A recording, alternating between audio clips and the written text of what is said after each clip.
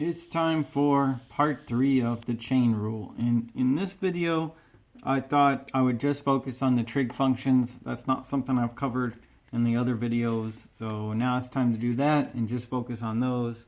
And then that will probably be it for the chain rule, at least for now. So here's a slide from, I think, the first video I made about the way that the chain rule looks. And so far, we've only used this first rule. But for any of my other rules, I think it will look the same. Once you look at it, it will look like there's two functions here. There's one function inside of another in each case. That's what a composite function is. And then the form the chain rule takes every time is the derivative of the outside function times the derivative of the inside function. Okay? So you might find it unnecessary to write a rule for every single type of function if it all plays out the same way, but I have several variations here. I didn't write the one for secant. What's the derivative of secant of u? I didn't write that one, but we'll figure that one out when we need to. But here's what it is in general. If y is some function of u, function u plugged into some other function g, y prime is g prime at u, the derivative of the outer function, times du dx, the derivative of the inner function. All right, so we'll make use of this as we do our problems. What is the derivative of sine of 1 minus pi x squared? Okay, so that would be like this one. That's sine of u. What's the u? The u is some formula that involves the variable x. Okay, the derivative of that is cosine of u. That's the derivative of sine is cosine anyway, so that's the outer derivative times the derivative of u with respect to x. So it's cosine u times the derivative of the u, you could say. All right, so in my case, if I say, well, that part in there, that's the u. So it did say, let's see, cosine of u, 1 minus pi x squared. And then that times the derivative of 1 minus pi x squared. What is that? Well, the derivative of 1 minus pi x squared works like this. Derivative of 1, that's a constant all by itself. That's 0. I carry down the minus.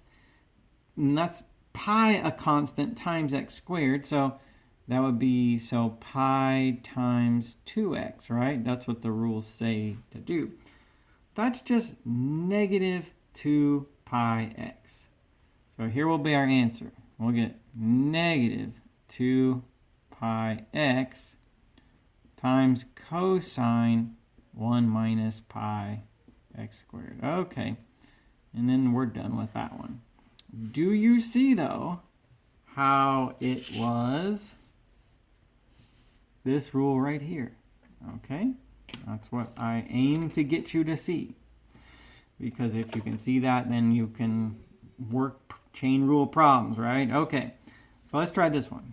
9 times tangent of 5x squared. So what does it say the derivative of tangent of u is? Well, before we learned the chain rule, that back in an earlier video when we covered derivatives of trig functions, and one thing we talked about was the derivative of tangent is secant squared. All right, so that's the outer derivative then times the inner, right? It's the same pattern as the other. So the derivative of tangent of u is secant squared of u times u prime, or the derivative of the u. So let's see. Y prime in this case, well, what do we do with the 9? What's the derivative of 9 times some function? What's the derivative of a constant times some function? It's that constant times the derivative of the function. So I'm going to get 9 times secant squared of 5x squared, and then multiply that times the derivative of 5x squared, which is 10x. Okay, so I'll get this. Now, this is all multiplied 9 times secant squared of 5x squared, then times 10x. So, well, I got a 9 times a 10 times an x. So let's say 90x, and then secant squared of 5x squared. That would probably be the best way to write it, okay? All right, so we'll write the 90x like as a coefficient of the secant squared. So there it is for that one, where you're seeing this rule. Okay, all right. So let's do something a little different. What about this one? Y is cosine of k times x to the 5th power. Okay, so let's see. How about this? K is a constant in this problem as I'm working it, and X is the variable, as was typically how we do it. All right, and how about this? Let's do a little simplifying. So exponents distribute over multiplication and division. Exponents do not distribute over addition and subtraction. So I could say this is cosine of k to the 5th power times x to the 5th power. All right, it might be a little bit easier to see it that way. And what's the derivative of cosine of u? U being some function of x, some formula that involves a variable x. It's negative sine u times u prime. That's the outer derivative. That's the inner derivative. Okay, so I'm going to get negative sine k to the 5th power x to the 5th power times, what's the derivative of that inside part? I get a constant k to the 5th power, which k to the 5th power is a constant if k is a constant, times x to the 5th power. So I carry that constant down, and I multiply it times the derivative of x to the 5th power, which is 5x to the 4th power, right? That is the derivative of k to the 5th power times x to the 5th power. All right. So, okay, now once again, like the others, this is all multiplied together. So here's what we're going to get. We got a negative 1 times k to the 5th power times 5 times x to the 4th. So let's do this. We'll say negative 5 x to the 4th power k to the 5th power, just to consolidate all these numbers with the negative, and so they're all in the front, times sine of, we could leave it like that, or we could write it the way it was in the beginning. I'll go ahead and do like this, k times x to the 5th power. All right. I don't think, if you're doing online homework, it would matter if you put that as k to the 5th power times x to the 5th power, but I'll go ahead and write it this way, just doing this for you right now. Okay. Now, all right, I got that one. It was a little bit different than the others, but it did use the same rule. It might be a little bit harder to see a letter of the alphabet like K and have to think of it like it's a constant too. But also, you'd have to know the algebra, that the exponents do distribute over multiplication, and that you can write it that way and work on it like that. Okay? All right, so this one was this rule right here, that form of the chain rule. Let's do this one. Y is secant 1 minus x squared. What's y prime? Now, when I'll give you this list so far, okay? We've done that one. We've done that one. We've done that one. We've done that one. I didn't write the one for secant, but it's still the outer derivative times the inner derivative, okay? So let's do like this. So we need a rule for this one. So if y is secant of x, here's the derivative that we figured out in an earlier video. The derivative of secant of x is secant x tangent x. Okay? All right. So if that's true, what's the derivative of secant of u, where the u is some formula that involves x somehow, like 1 minus x squared. Okay? Well, you can kind of think of it like the others, where it'd be the outer derivative times the inner derivative. Or think of it like, well, it's the g is the secant and u is the 1 minus x squared, so it's the g prime at u times the du over dx. What you'll get out of that, though, is that y prime is secant of u times tangent of u times du over dx. Since the derivative of secant by itself is secant tangent, it's going to be secant of u times tangent of u, then times the du over dx. Looking at it like the others, that's the derivative of the outer function being secant. With the order of operations, you have got to calculate the number u first, then take the secant, and then that's the derivative of the inside. So it's just like the others. It's just like this, except for that the function g is secant. All right, g prime, the derivative of secant is secant tangent at u, then times du over dx. All right, I probably talked that one to death, but there it is. Okay, there's our rule for secant. That's how you could figure it out. So here it goes. Derivative of secant 1 minus x squared. So remember, this part here, that's the u. 1 minus x squared is the u. We need to do secant u, tangent u. So you're looking at the u. So secant 1 minus x squared. Tangent 1 minus x squared. Secant u, tangent u. Then du over dx, the derivative of 1 minus x squared. That'll be negative 2x. Okay, so there's the rule. Here's how it plays out with this problem. Now from here, I've got three things multiplied together. I might as well put this in the front like a coefficient. It's definitely not the end of the world if you didn't do that, but that's what people will do. And if you left it over there, it would seem kind of odd. So I should show you that. All right, that's our conventional, customary way that people would write the answer. There's not really much you can do to simplify it, but we can do a little bit of rearranging. Okay, so let's do, again, something a little bit more different than that. Look at this problem. Y is sine to the 9th power x. So which rule is that? One, is this even the chain rule? Okay, is this one function inside of another? And if so, which one of these is it? Is it this one, the one that says sine? Are we taking sine of some formula that involves x? It's not this one, it's this one up here. It's y equals some formula that involves x raised to a power. I'll show you why that is. So, and when we say sine to the 9th power x like that, when we put the exponent here, then we mean the order of operations this way.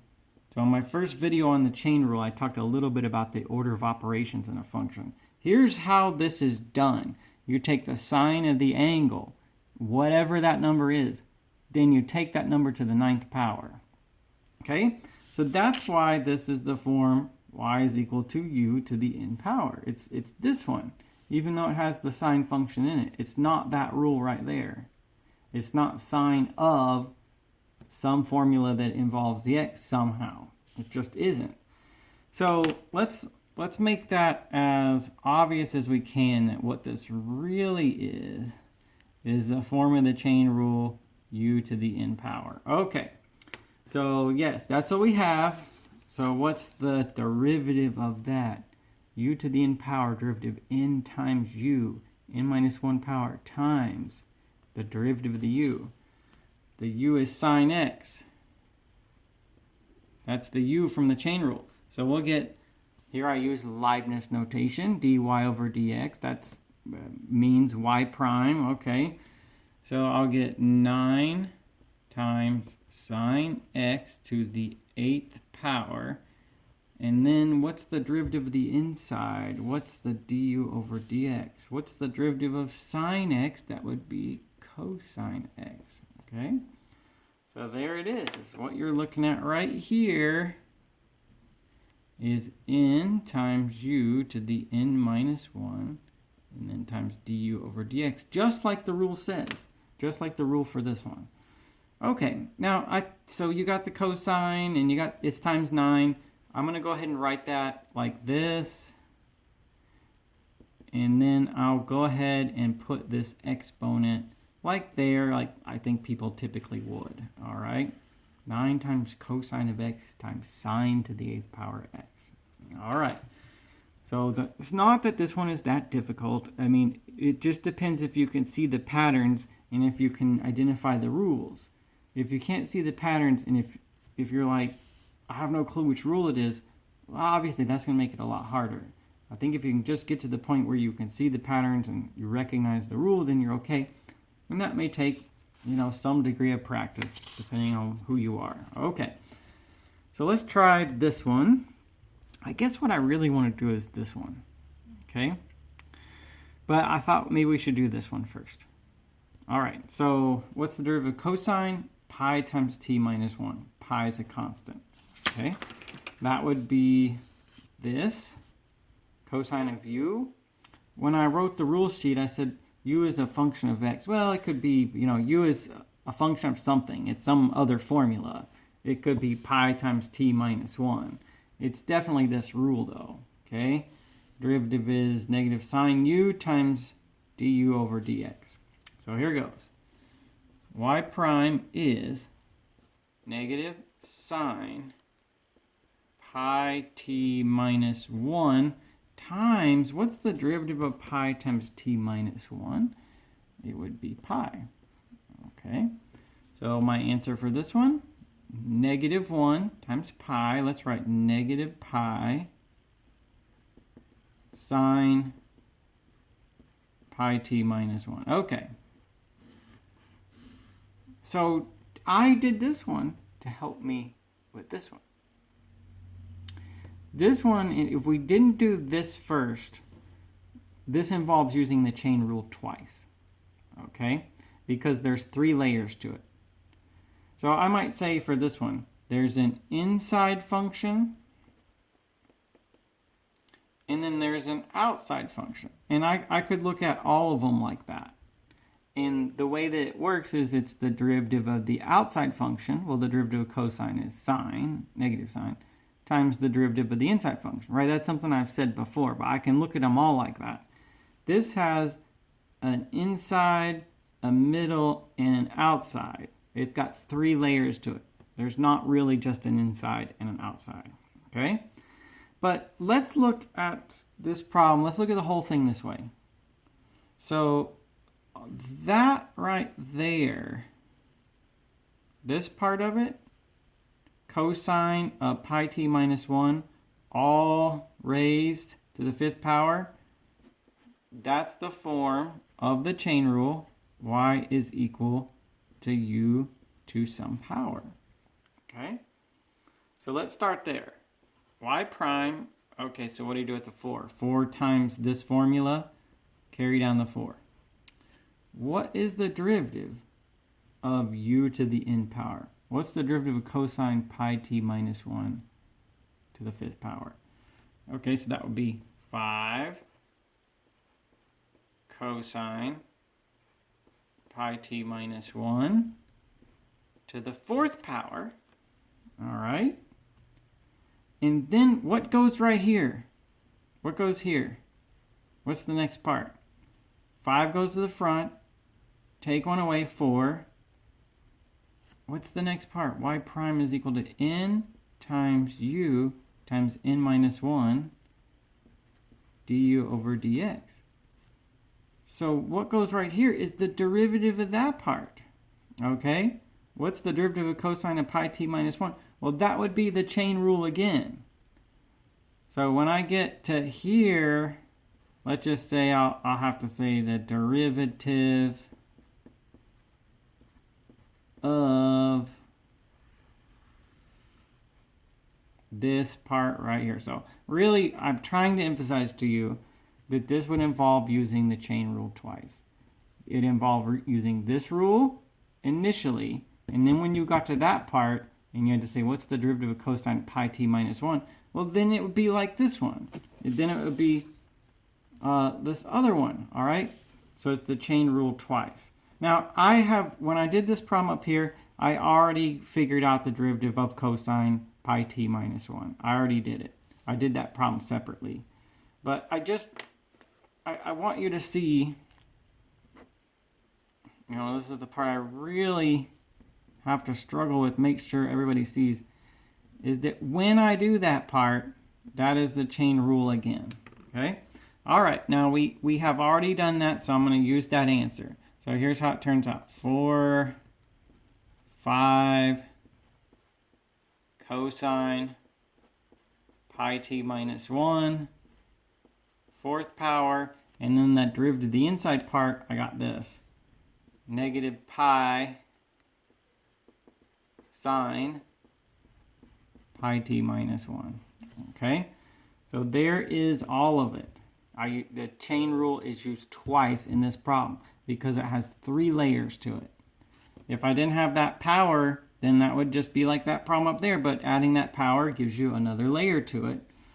It's 2 different chain rules. Okay, I think I probably said that enough. Now, what am I going to get out of this? So let's see. It's all multiplied. 4 times 5 times cosine pi t minus 1 to the 4th power times negative pi times sine. It's all multiplied together. So I'll get a 4 times a 5 times a negative pi. So I'm going to write 20 pi and put negative. And then I've got this, which I'll write this way. Okay, and then I've got that sine, which I can just write like that. There, everything is accounted for. 4 times 5 times negative pi, cosine pi t minus 1/4 power, sine pi t. Everything is there. All right, that's my final answer. That's as much as I can put everything together. That's as much as I can simplify it. Okay, all right, now I want to do another one that has 3 layers to it, or where the chain rule is used twice. Okay, it's still the same pattern. This is the outer derivative times the inner derivative. It's just that to find that inner derivative, it's the chain rule again. All right, it's still the same pattern as the others though. So let's see, let's do this one, where that again will be the chain rule will have to be used twice for that. But to make it easier, let's do this one first. Okay, finding the derivative of secant of 2t, that's involved in this one. I mean, you see it, it's right there. So I'll get this one done first. Okay, so y prime, derivative of secant of 2t. So there was a problem we did just a second ago where I derived the formula for the derivative of secant. The derivative of secant u is secant u tangent u times the derivative of the u. Okay, so we did that problem earlier.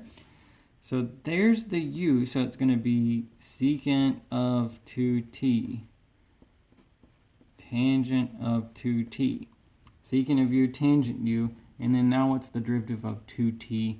That would just be 2. So let's go ahead and write y prime this way. I'll get 2, I'll put this as a coefficient since this is all multiplied. I say 2 in the front. I can rearrange multiplication if I want to. 2t and then tangent 2t. Okay, so hopefully that one's not too bad and we're okay with that. How is this one involved in this other one?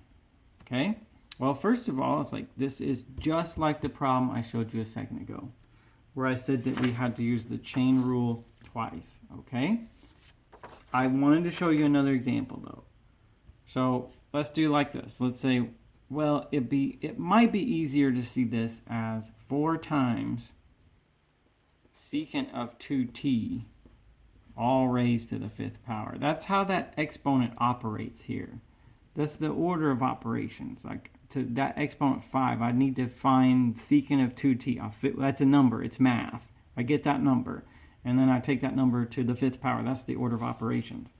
So we'll look at it like this. Initially, then I see this problem as y is u to the n power. Okay, the form of that is it's some formula, some function of t this time, raised to a power. So that's the form that this problem initially takes. So y prime then is, well, we'll carry the 4. That's what we do with such a constant. The derivative of secant of 2t all to the 5th power is 5 secant 2t. Reduce this power by 1. Now it's 4. What goes after that? The derivative of the secant of 2t. The derivative of the inside. There's the outer derivative. What's next is the derivative of the inside. What's the derivative of secant 2t? Well, that would be the chain rule again. But I showed you that up here. So that will be 2 secant of 2t. And then tangent of 2t. Okay, so I get a lot of stuff basically. Okay, so let's see. I want to write a note though about this now that I have everything down. Let's see. So I carried the 4, right? And then this part is the outer derivative. and this part is the inner derivative. Because I said like the chain rule would always look that way. Okay. All right. So can I put this together somehow? Well, I've got a 4 and a 5 and a 2. So that's going to be 40. Okay. As far as the numbers go. So y prime is 40 times something. And I've got secant of 2t to the 4th power. And then times secant of 2t to the 1st power. So those are multiplying like things. So I'll add the exponents. So secant to the 5th power of 2t. Okay. And then I've got also a tangent of 2t. So tangent of 2t. All right. So now at this point, everything is accounted for. All right. I could give you, I think this would be okay. All right. Can be when you start using trig functions, there can be so many ways that you can write things, but it's hard to know when you cross the line. Okay, but I should probably tell you, okay, I got here, that's simple enough. But sometimes when we're working with things, it's easier to work with sines and cosines than secants and tangents. So here's another thing that I want you to be aware of. Okay, secant to the 5th power, that's 1 over cosine to the 5th power. Okay, and tangent of anything is sine over cosine. So like tangent of 2t is sine of 2t over cosine 2t. So this would allow us to express in terms of sines and cosines if that was beneficial, if that made it easier, and simplify a little bit more. So I got a 40 times a 1 times sine 2t. So let's put 40 sine 2t. Okay. And then multiplying these fractions on the bottom, look what I've got, cosine to the 5th power 2t times cosine to the 1st power. Then again, I'm multiplying like things. There will be 6 of these there. So I'll say cosine to the 6th power of 2t. So I want to give you both of those. It wouldn't be right if I didn't tell you both of these. As far as WebAssign, I didn't actually try to work this problem and put it into WebAssign, if that's what we're using right now. But there is a similar problem to this, okay? And I'll give you both of these. And, you know, if one doesn't work, you know how to get the other. I showed you the connection between them. But more important than that is for you to realize that I have to use the chain rule twice. And that it is linked to being able to do that problem up there.